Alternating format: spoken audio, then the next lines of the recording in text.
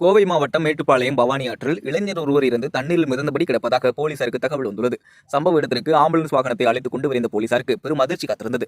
பவானி ஆற்றில் விழுந்து கிடந்த நபரை பரிசோதனை செய்தபோது அவர் மிதமிஞ்சிய மதுபோதையில் எழுந்திருக்க முடியாத அளவிற்கு கிடந்தது தெரிய வந்துள்ளது. இதனையடுத்து அந்த இளைஞரை விசாரித்த போது அவர் உத்தரப்பிரதேசத்தைச் சேர்ந்த இளைஞர் என்பதும் மதுபோதையில் நடக்க முடியாமல் ஆற்றில் விழுந்து கிடந்ததும் தெரிய வந்துள்ளது. இதையடுத்து இளைஞரை தட்டி எழுப்பிய போலீசார் அவரை ஸ்ட்ரெச்சரில் படுக்க வைத்து மேட்டுப்பாளையம் அரசு மருத்துவமனைக்கு அனுப்பி வைத்தனர். அங்கு முதலுதவி சிகிச்சைக்கு பின்னர் போலீசார் இளைஞரை எச்சரித்து அனுப்பி வைத்தனர்.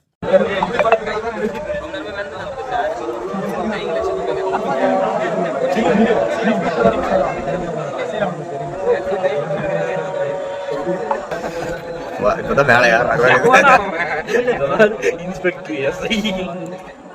இல்ல தண்ணி இல்லாதனால மேல